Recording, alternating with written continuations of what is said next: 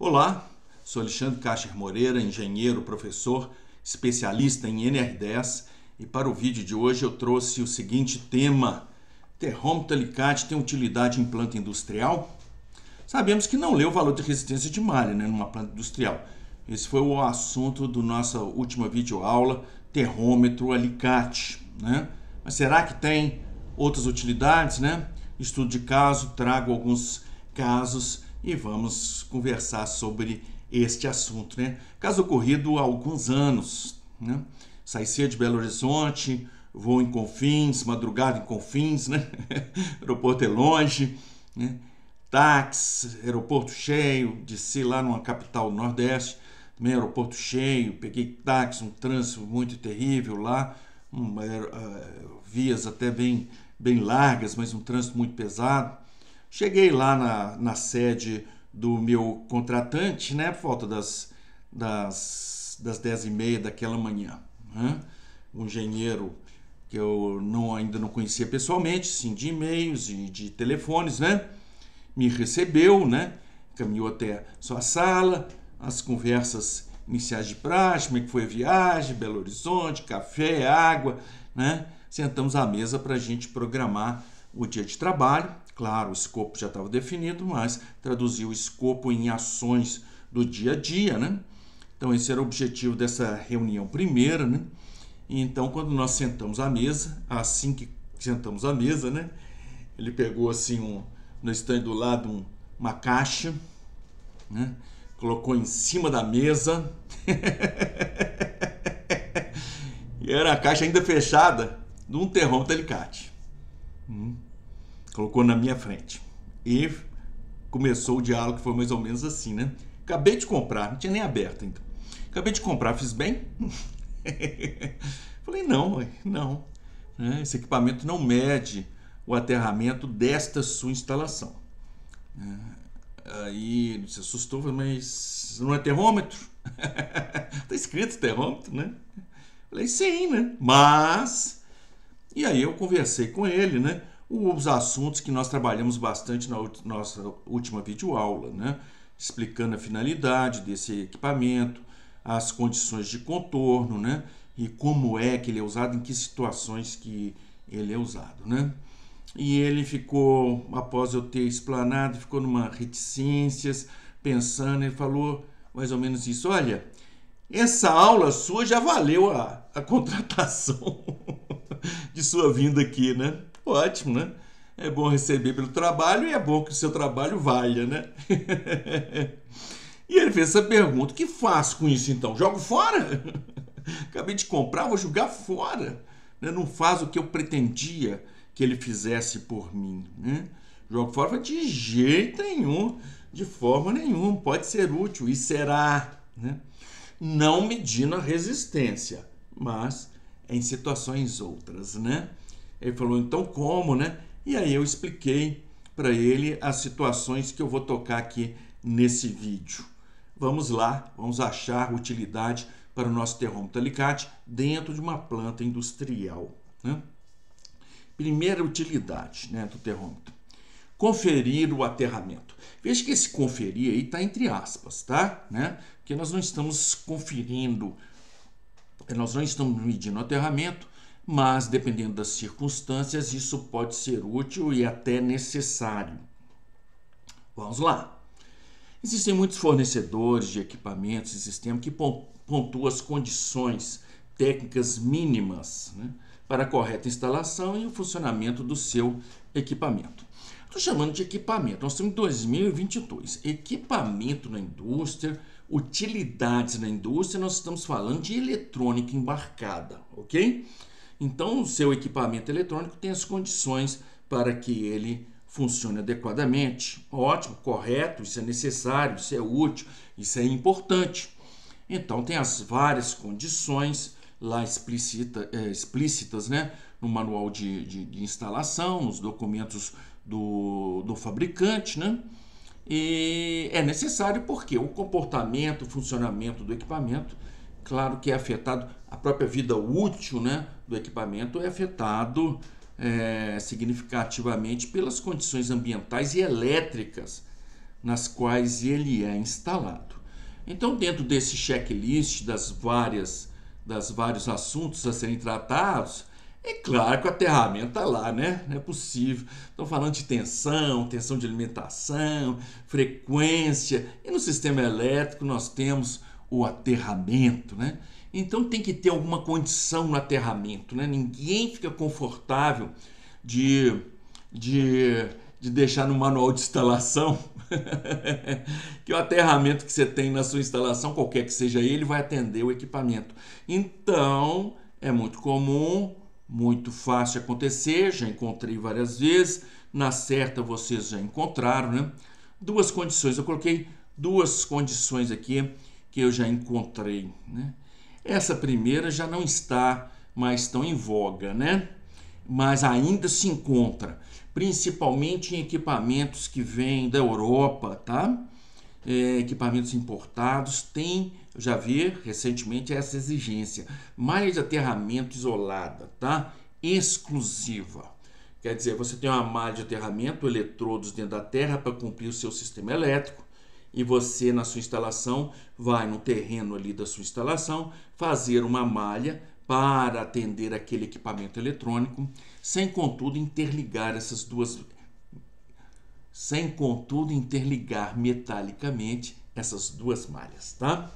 Uma condição, malha exclusiva. Outra condição é a onipresente resistência, né, de aterramento, né? Malha de aterramento com resistência menor, por exemplo, de que 5 ohms, tá? Ok, nós vamos focar só nessas duas exigências, né, que são, vamos dizer, as mais comuns, né? Serão condições importantes, né? São relevantes? Afeta o quê? Malha de aterramento isolado e malha de aterramento com uma determinada resistência. São dois assuntos bastante, vamos dizer, amplos, né? Pode ser aí motivo aí de videoaulas, né? Videoaulas até no plural, né? Mas aqui eu vou fazer um breve comentário, tá? Sobre a malha de aterramento isolada e depois sobre a resistência de malha. Breve. Eu não quero entrar nesse atalho, senão a gente perde o foco o tema da nossa videoaula. Então, um breve comentário da malha de aterramento isolado. E eu me lembrei de sala de aula, né? Que o professor falando sobre as questões de malha de aterramento, né? Eu estava fazendo já a minha pós-graduação e eu vi um professor doutor, né, na área de compatibilidade eletromagnética, apresentando os conceitos primeiros de aterramento, né, e falou da malha de aterramento isolado. Ele falou da seguinte forma: sou a favor do aterramento isolado. Assim, as perturbações do sistema elétrico não afetam nossos equipamentos eletrônicos. É a primeira consequência visível e imediata. Você tem um ruído de 60 Hz de harmônicos de baixa frequência dentro do seu equipamento eletrônico. Você faz a malha separada e você corta esse acoplamento, tá?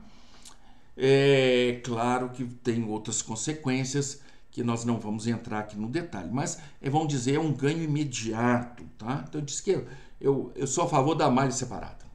Diminui essa possibilidade de interferência, separa o sistema elétrico do sistema eletrônico, maravilha, tudo de bom.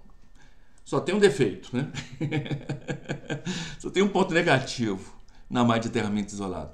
Não é possível de fazer malha de aterramento isolada no planeta Terra. Estarão sempre acopladas de alguma forma, tá? Estarão sempre acopladas de alguma forma. Então, o que cabe a você, o que cabe a nós, nas questões de engenharia, é determinar, com medidas de engenharia, como esse acoplamento se dará. Por exemplo, interligando as malhas, né? Se você não interligar metalicamente, elas estão interligadas pela permissividade, pela permeabilidade dos meios, do solo, da proximidade do solo, das correntes injetadas por uma malha no solo, elevando o potencial de solo onde está a outra malha e por aí vai, né? Então, simplesmente, isso não dá. Malha isolada existe em 2 lugares, na nossa cabeça e nos nossos desenhos. Você desenha uma malha aqui, desenha outra malha aqui e faz tá lá, está isolado, né? Vai lá em campo, mede, tá isolada, né? Mas, na prática, né, principalmente em impulsos, né, principalmente em alta frequência, você verá que elas estão acopladas, tá? Será importante a malha de aterramento isolada, né? Não, não é não, né? Aliás, hoje em dia está explícito na 5419 de SPDA que a malha de aterramento, em princípio, é uma para todas as exigências técnicas, né? Então, portanto, fica complicado você sustentar a importância dessa malha de aterramento isolado. Não vou me aprofundar mais aqui, né? Ok. Isso é o fim do meu breve comentário sobre aterramento de malha isolada, tá? Vou fazer um breve comentário sobre malha de aterramento com resistência menor do que 5 ohms, ou algum valor qualquer que tenham colocado, né? Então vamos lá. Na área elétrica, frequência industrial, baixa frequência, nós estamos no que é chamado de circuito curto, quer dizer, o comprimento de onda de 60 Hz e dos seus harmônicos primeiros, né, baixa frequência, né, são comprimentos de ondas muito grandes comparado com as dimensões da malha de aterramento. E, portanto, a malha de aterramento não sofre com o tempo de tráfego, está sempre equipotencial, tá? Então, nessa situação, a resistência de malha é assunto muito importante, né? Muito importante na área elétrica, tá?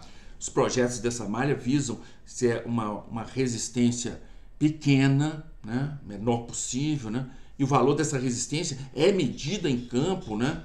É medida em campo para alimentar os trabalhos de engenharia subsequentes, né? Que dependem, sim, do valor da malha de aterramento instalada em campo, né? Só dando um breve exemplo, né? Um alimentador, se uma falta ocorrer lá na entrada da carga, antes dos dispositivos primeiros de proteção lá no local da carga, o alimentador aqui tem que perceber que esta corrente é uma corrente de falta. E essa corrente depende das impedâncias da linha, com certeza, e depende fortemente da resistência da malha de aterramento lá na entrada de energia. Então, é um parâmetro, é um dado muito importante para o sistema elétrico, ok? Resistência de malha de aterramento. Na área de proteção contra descargas atmosféricas, na área de interferência eletromagnética, que é potencializado nas altas frequências, né? Nós estamos falando de impulso, de amplo espectro, faixa ampla dos fenômenos elétricos, né? E frequências muito elevadas, né? O valor da resistência de malha de aterramento é bastante pouco relevante, tá? Pouco relevante, né? E a norma técnica pertinente, né, a NBR 5419 na parte 3 de 2015, né, deixa clara essa situação em vários trechos. Eu selecionei aqui só o item 541 da NBR 5419, parte 3 de 2015, tá? Veja o que está escrito. Quando se trata de dispersão da corrente da descarga atmosférica, comportamento em alta frequência, então ele aqui está falando assim, não estamos conversando aqui de sistema elétrico industrial, nós estamos falando aqui de impulso, nós estamos falando aqui de fenômeno atmosférico, nós estamos falando aqui de ondas em alta frequência. Então, quando se trata de dispersão da corrente para a Terra em alta frequência, o método mais importante de minimizar qualquer sobretensão potencialmente perigosa é estudar e aprimorar a geometria e a dimensão do sistema de aterramento. Não está falando de resistência, está falando de geometria e dimensão. Ora, geometria e dimensão, nós estamos falando de impedância, não é? As indutâncias, autoindutâncias e autocapacitância dependem da geometria das peças, né? Então ele está falando que mais importante é a impedância da malha e não a resistência da malha. Nem citou a resistência da malha aqui, né? Eu vou parar por aqui esse breve comentário, né? É importante malha de resistência de 5 ohms? Se eu virar para o fabricante e falar assim, a minha malha está com a resistência de 7 ohms, o que isso prejudica no seu equipamento? Ele não vai saber responder. Me mostra o circuito, me mostra o mecanismo de acoplamento, onde a resistência de malha faz parte significativa desse mecanismo de acoplamento. Não vai conseguir mostrar, né? Não vai conseguir mostrar. Porque, na realidade, os acoplamentos não dependem da resistência da malha de aterramento, né? O livro do Clayton, Introdução à Compatibilidade Eletromagnética, né?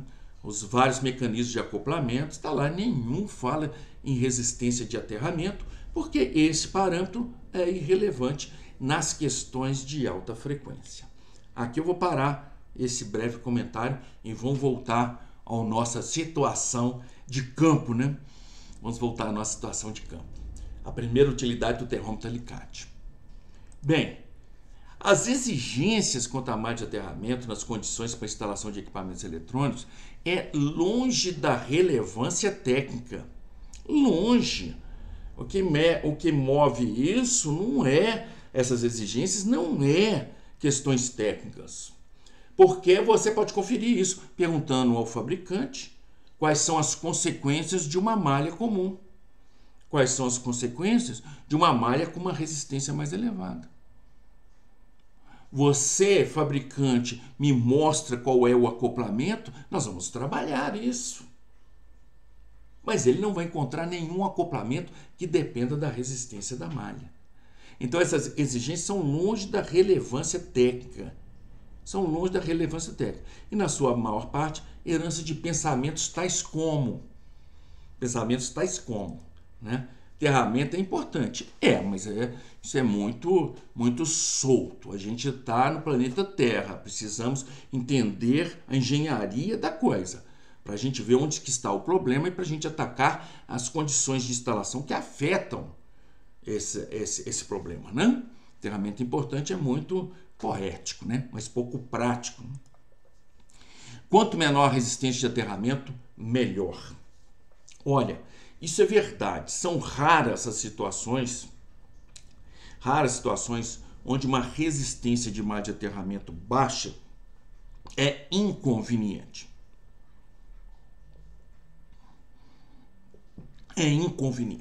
Tá? Então vamos dizer, quanto menor a resistência, quem quer resistência de malha de aterramento baixo, todo mundo vai levantar a mão, inclusive eu, tá? Inclusive eu. O problema é que essa baixa resistência não depende só da gente, não depende só da engenharia. Depende muito fortemente e diretamente da resistividade do solo. E valores elevados de resistividade do solo, como a gente encontra aqui em Minas Gerais, né, que é muita pedra, muito minério, né, é uma resistividade muito elevada, a gente não consegue abaixar esse valor da resistência. Então, não é um parâmetro que está em nossas mãos, tá? Não é um parâmetro que está em nossas mãos. Então, a gente não pode fazer o que a gente gostaria de fazer, né? Então, é um pensamento, mas você não tem, muitas das vezes, condições de determinar a resistência de aterramento, né? Se eu não consigo entender o problema, na certa é o aterramento. Isso é muito bom, né? O cara está dando esses problemas, interferência. Como é que é o aterramento? O aterramento está bom? Isso eu já ouvi em sala de aula. Não, o aterramento estava bom. Falei, o que é um bom aterramento? Traduz esta palavra linda, poética, emotiva, em aspectos de engenharia. Porque no poético eu não sei trabalhar, mas na engenharia sim. Na engenharia sim. Então o que é um bom? Vou fazer uma pergunta um pouco mais difícil. O que é um mau aterramento? Que se você conseguir traduzir isso em itens, aí a gente consegue fazer a engenharia, não é? Então, fica um buraco negro, né? O aterramento é um buraco negro. Como é que está o aterramento? Como é que está o aterramento? Né? Para qualquer situação onde não haja uma firmeza, né? É importante medir a resistência de malha de aterramento, etc. É importante aonde a resistência é importante. e é irrelevante em situações em que a resistência de malha é irrelevante, né? Estou lembrando aqui de um caso, né? Amigo meu, estou falando em final de 80, início de 90, nós não tínhamos tanto esses computadores pessoais, e na firma tinha um computador de grande porte, e na época estava dando questões de interferência. Esse meu amigo chamava o técnico logo questionava o aterramento. Tem que ser tantos ohms, não está tantos ohms, tem que melhorar. E o meu amigo entendedor, né, dos assuntos de compatibilidade, de aterramento, não é isso não. Mas sempre tinha um embate entre esse meu amigo, né, que era o responsável pela instalação, e o técnico de manutenção do computador, né? E o problema desaparecia porque as interferências aparecem e desaparecem, né? Elas não são presentes constantemente, né? Dependendo da fonte de interferência. Então melhorava, funcionava, daí a pouco dava problema, chamava o técnico, o assunto era aterramento, né? Melhorava, dava problema, vinha o técnico, o assunto é aterramento. Então meu amigo cansou, né? Cansou. Foi no mercado, comprou aços, comprou cabo de cobre nu, foi numa lagoa próxima ao prédio onde estava instalado o computador, né? E uma lagoa uns 100 metros, né? Tinha uma lagoa ornamental. Cravou ali, fez um aterramento ali, porque ele entende de aterramento e sabe que a resistividade do solo, a condução de corrente pelo solo, é na sua maior parte iônica, ela não é eletrônica. Então, o que isso quer dizer? Aonde nós temos solo úmido, nós temos resistividade baixa. Onde nós temos solo seco, nós temos resistividade alta. Então, ele foi já na beirada da lagoa, fez um aterramento lá possível, esticou um cabo, mais de 100 metros de cabo, até lá o computador, né? O que ele fez ali? Uma baixa resistência, mas uma alta impedância, né? A impedância desse cabo, por 100 metros, está para os fenômenos transitórios presentes quando for solicitado lá o computador dele. Mas ele fez isso para atender o quê? Atender o computador? Não, atender o técnico. Chamou o técnico, mede aí, deu aí o que você queria, agora coloca para funcionar, né? Né? Essa é a situação. Essa é a situação. Então não é importante medir a resistência de aterramento, inclusive, né, recomenda 5419 de 2015, né, esse trecho, essa parte está muito justa, muito adequada, muito boa e muito tropicalizada, tá ok? Né? A NBR 5419, ela é ancorada ou inspirada, ou grande parte até traduzida, da IEC 62305, da Comunidade Europeia, né? E lá eles falam alguma coisa de aterramento que é muito apropriado à Europa e muito não adequado às condições do Brasil. Então essa parte foi muito bem tropicalizado e muito justo. Então um texto muito bonito e muito esclarecedor, né? Então é importante medir? Não é não, né? E as condições para instalação são mandatórias ao técnico de campo, né? Acabei de contar o caso aqui. O técnico de campo tem a expressão, é pau mandado, né? É uma cena muito engraçada. Alguém mandou um pau e o pau está voando no ar em direção ao alvo. Esse pau mandado não decide. Ele não tem condições de avaliação, ele é pau mandado. Está aqui no manual, tem que seguir o manual, né? Então, as situações de campo, os encontros em campos, nesse aspecto de resistência, né? De condições de instalação, fica muito difícil, né? E o técnico não consegue trabalhar porque ele é impedido de trabalhar se as condições não forem aquelas, né? Então fica um impasse, né? Então, se o seu aterramento for questionado nessas situações, agora vem o meu conselho e vem a utilidade do nosso termômetro alicate, né? Lembro de outra cena na época de década de 80 e teve um boom de os PABX digital, programa armazenado, microcontrolador, dentro de um equipamento eletrônico pequeno, né?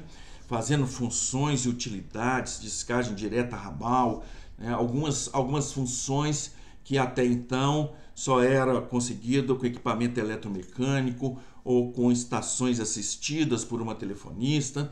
Então, existiu um boom disso. E uma das condições é que o aterramento tinha que ser separado. Né? O aterramento elétrico do eletrônico tinha que ser separado. Né? E a primeira coisa que o técnico vinha quando precisava de manutenção é ver se o aterramento era separado. Né? E nós, uma firma de engenharia que trabalha com isso, né? Então, que a gente sabe que fazer aterramento separado traz vários outros problemas, né? Então, o que acontecia? Como é que nós fizemos em nossa instalação? Nós fizemos a interligação entre a malha no piso elevado, embaixo do piso elevado. Então, ficava interligado. Deu problema, precisava chamar o técnico. Primeira coisa, abrir o piso elevado e desfazer a ligação. Aí chamava o técnico. Ele vinha. Primeira coisa que ele fazia, antes de perguntar qual que era o problema, era se os terras estavam separados, né? Era um tabu, né? Era um mantra, né? Era uma pedra de toque. O aterramento tem que ser separado, né? E depois que ele fazia a correção que ele precisava, ele ia embora, a gente ia lá no piso elevado e fechava o aterramento, né? Sendo um mau caráter para sobreviver, né?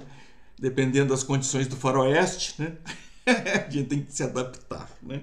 Então vamos lá, né? Nós estamos com esse problema de aterramento, né? E vocês vejam, espero que eu consiga ter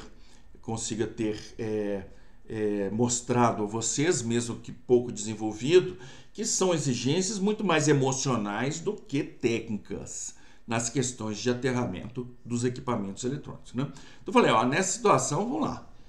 Aí sou eu dando conselhos. Nesse caso, faça cara de preocupado.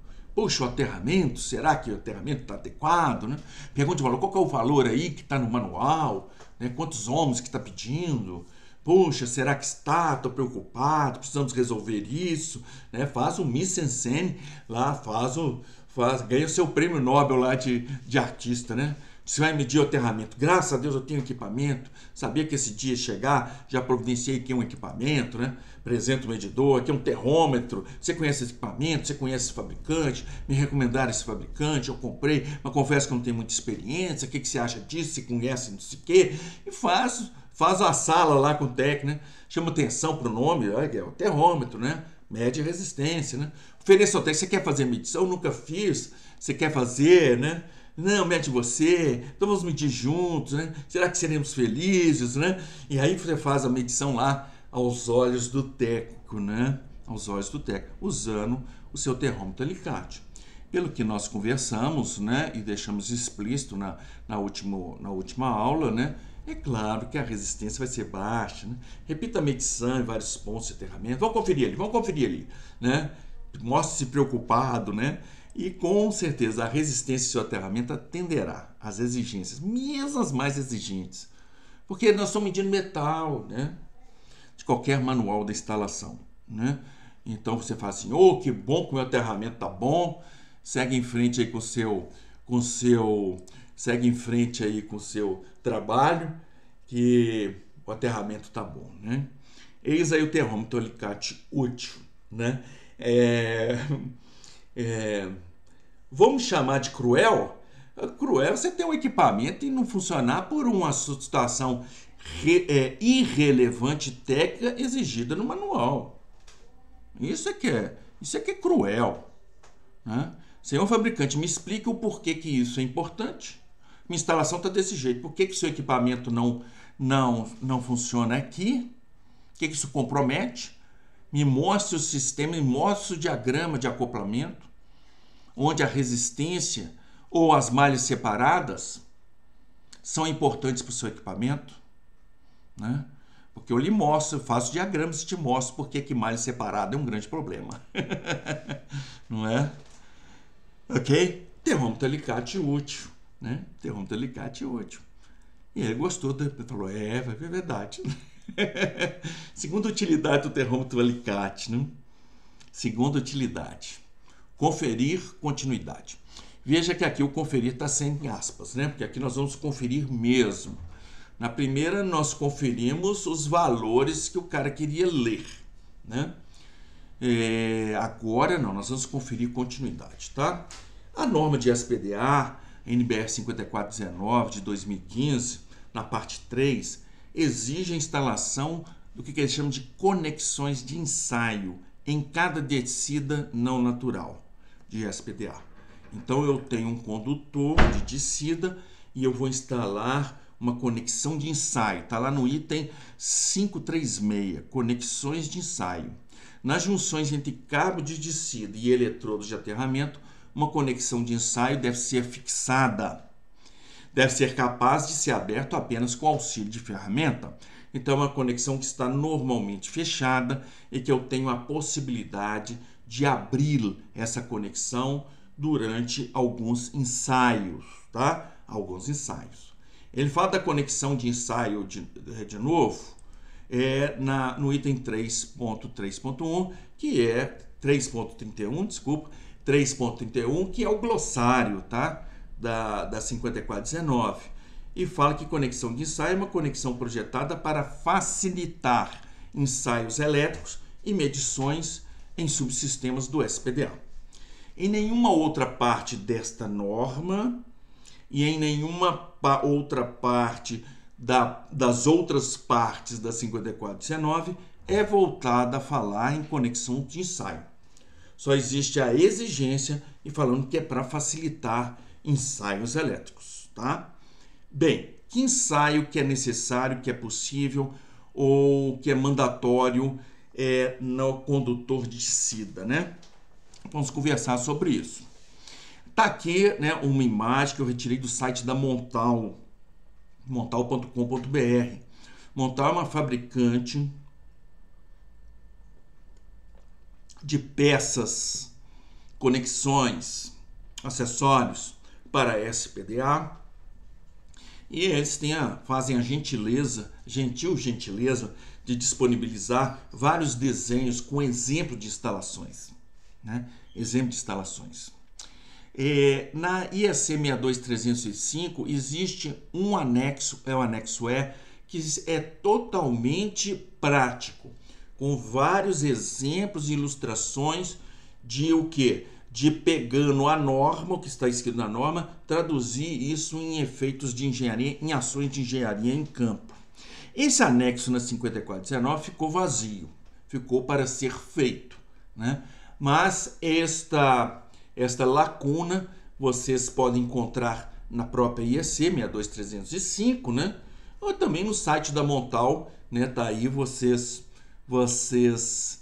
têm vários exemplos, né, de instalação, de exemplos de instalação. Claro, aí os materiais são todos com as referências particulares da própria fabricante Montal, né? Não é o único fabricante, mas claro, os desenhos vêm com todas as referências deles, né? E tá aqui o detalhe, né, da conexão de ensaio, tá? Da conexão de ensaio.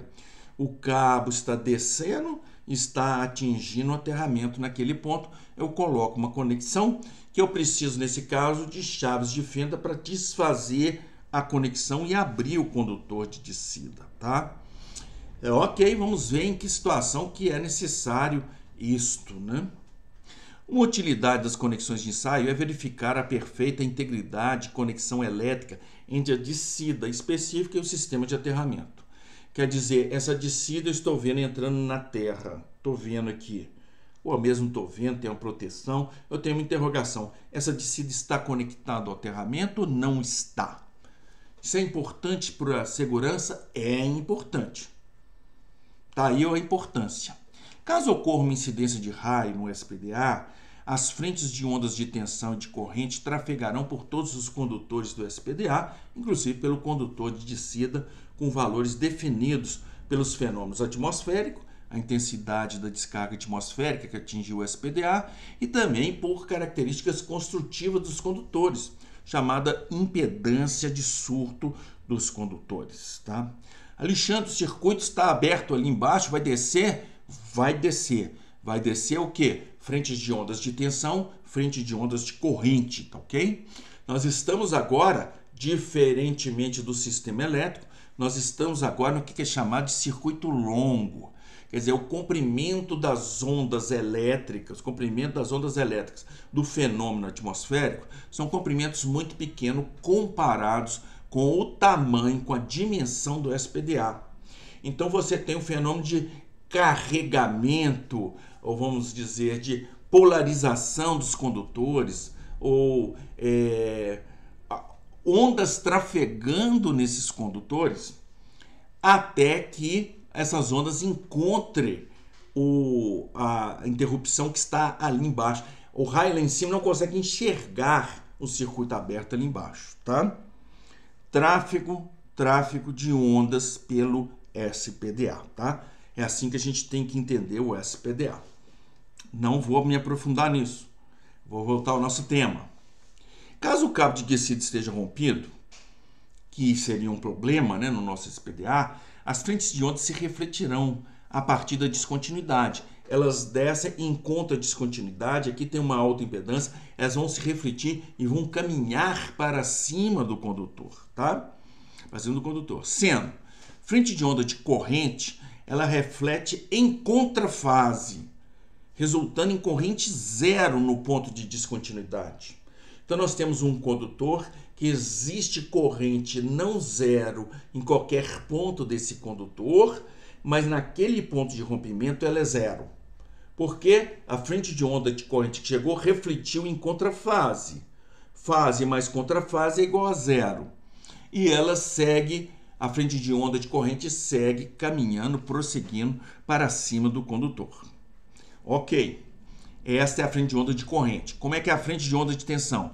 Ela reflete em fase. Ela reflete em fase com a onda chegante, resultando na duplicação do valor de tensão da frente de onda. Aonde? No ponto de descontinuidade. Então, era alguns kVs, virou 2 vezes os kVs naquele ponto de interrupção, né? Vamos dar uma olhada nas questões de segurança. Para a questão de segurança, as reflexões de corrente não é grande problema, tá ok? Quer dizer, a corrente naquele ponto é zero, nós estamos com correntes nos condutores do SPDA, mas se eles foram projetados para isso, estão lá para isso, estão cumprindo a sua função e não está trazendo nenhum perigo, nenhum risco aos seres viventes. Agora, quanto à duplicação de tensão da frente de onda no ponto de descontinuidade, é um problema. Nós temos uma tensão mais elevada naquele ponto. Portanto, as condições para acontecer uma disrupção e arcos ali naquela região estão sendo potencializadas. E essa região é aquela região próxima ao solo, aonde nós temos os nossos pés, né? É onde estão os nossos pés. Então, é uma região com probabilidade de pessoas e nós estamos fazendo um dispositivo, por defeito do SPDA, nós estamos fazendo um dispositivo de elevação de tensão ali, favorecendo o arco elétrico. Então, isso é muito preocupante, né? Isso é muito preocupante. E daí que eu vejo, porque isso não está em norma técnica, que eu vejo a utilidade do conector de ensaio, conexão de ensaio, né? Daí a necessidade de inspeção da continuidade do condutor de descida com aterramento. Como se faz isso? Abre-se o conector de ensaio, atenção, né? Conector de... Eu estou provocando nesse momento, temporariamente, durante o meu ensaio, eu estou provocando uma falta elétrica ali, estou abrindo o meu conector de descida. Se nesse momento cair um raio, é muito complicado. Então, esse tipo de ação em campo, é claro, em tempo firme, vou consultar aqui as condições atmosféricas aqui no meu lugar, quais são as probabilidades de ocorrência de raio, né? E aí sim eu vou fazer esse tipo de intervenção em condições atmosféricas adequadas, propícias. Mas eu vou abrir temporariamente o conector de ensaio, né? E agora eu tenho um condutor que está entrando para o solo, né? Mede-se a continuidade do condutor de descida agora aberto, na porção que está entrando para o solo, a continuidade para ele para o aterramento, numa caixa de inspeção de aterramento mais próxima, né? Eu meço essa continuidade. Quer dizer, eu isolei qualquer caminho de corrente para cima, qualquer caminho outro que não seja o quê? O aterramento, né? E o aterramento, acessando a caixa de inspeção próxima. Se der continuidade, ótimo, tá ok? Eu fecho a conexão de ensaio e nós estamos com o SPDA em condições de funcionar e eu tenho garantido que aquela conexão, aquela devida conexão com o aterramento daquela descida está correta, né? Se falta continuidade, manutenção, né? E urgente, né? É um problema urgente, né? Manutenção. Ok, né? Então vamos lá. Como é que eu posso usar o termômetro alicate aqui, né? É possível verificar a continuidade do circuito fechado. Então, se eu pego o termômetro alicate naquela descida e eu leio a resistência, ele me apresentar uma resistência baixa, é porque eu estou lendo cobre, porque eu estou lendo metal. E então, o meu circuito elétrico está fechado. E, portanto, a conexão daquele ponto de interesse com o aterramento está ocorrendo. Eu estou no exato ponto em que esse condutor está entrando pelo solo. Então, está em circuito fechado, passando pelo solo. O valor lido não é da resistência, mas é da continuidade do loop. E, portanto, eu estou verificando que aquela descida está íntegra, eletricamente íntegra com o aterramento, né? Eu estou fazendo de uma forma muito nobre, né? Eu não estou precisando abrir o condutor de descida, porque enquanto eu estiver aberto com o condutor de descida, né, aumente as suas preces aí, né? Acendam as velas e vão fazer figa, porque é uma situação bastante complexa na questão de segurança, né? Tá aí o termômetro alicate útil, né? Medir, conferir a continuidade dos condutores de descida e evitar, né, abrir o condutor de descida para fazer um ensaio de continuidade. Então vamos lá, achamos duas utilidades aqui para o termômetro alicate, não é? Vamos fechar aqui umas conclusões para a gente fechar esse encontro, né? Conclusões, reflexões, né? Resistência de aterramento é um aspecto de muita importância em determinadas situações. Cuide delas. Cuide delas nessas situações. Preocupe-se com ela, né? E de pouca importância em outras situações. Em outras situações, não se preocupe com isso. Vá gastar seu tempo, fosfato, recurso, dinheiro, pessoal, com os assuntos relevantes, né? Com assuntos relevantes. Não se encante. Resistência de aterramento é importante, não se encante, né? Um aspecto muito forte em favor da resistência de malha de aterramento é a possibilidade de se obter leituras práticas em campo, né? É um aspecto psicológico, a gente precisa de leituras, né? A gente, quando pega um medidor e mede, tá lá um número, você fica, tá aqui um número. Principalmente quando esse número é baixo, aonde que eu quero baixa resistência, é o caso do termômetro alicate. É o caso do termômetro alicate. Então o cara coloca lá, fácil, prático, que tem uma leitura, e ele fica feliz. Tanto é que ele escreve no relatório dele e assina. É um dado falso. Um dado falso. Não é a resistência que ele está falando que é. Mas só de ter um número ele já fica feliz, né? Já fica feliz. Então, né, por favor, né? Por favor, não se encante com números, não se encante com leituras, não se encante com medidor, não se encante com o nome do medidor, né? Não se encante com isso, né? Deixa o Harry Potter e Hermione lá se encantar com as magias dele, né? Mas engenharia, não dá para se encantar. Conheça, estude, pesquise, discuta, leia, comente, procure as relações elétricas entre os diferentes aspectos da instalação. Esse medidor mede isso, mede mesmo? Como é que ele mede isso? Quais são os sensores? O que ele está lendo de campo? Quais são as condições elétricas de ambiente para que ele realmente possa funcionar, possa me dar essa leitura? Você precisa conhecer. Você é engenheiro, você é técnico, né? Você precisa conhecer isso, né? Sob pena de produzir relatórios pífios, né? Como os que eu citei no último vídeo aula, né? E essa semana, de lá para a gravação para cá, já veio outro na minha mão. Né?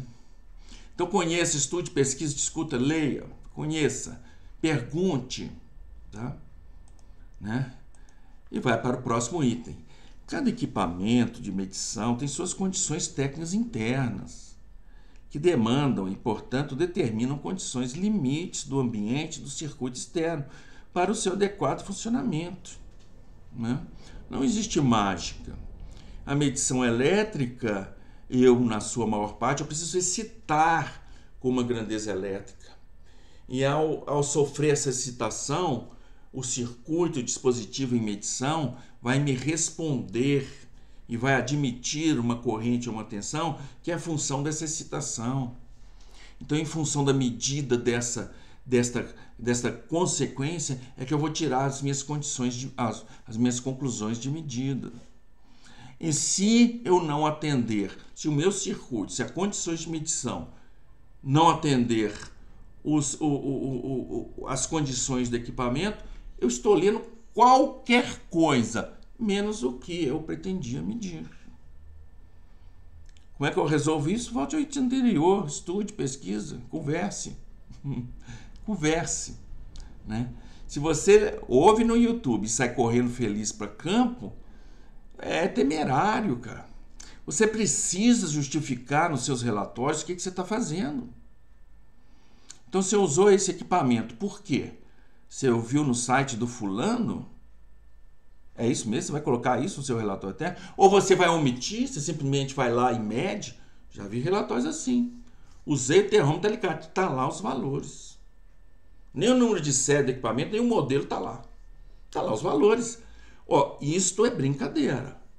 Isso não é documento sério, né? Isso é brincadeira. Tem alguém que fiscaliza isso? Sim, né? Deveria ter, né? Ou tem, mas deveria ser mais eficaz, né? Assunto para outro encontro, né? Bem, o que eu preparei para esse encontro é isso, né? E próxima quarta-feira, às 19h30, teremos nova videoaula aqui no nosso canal.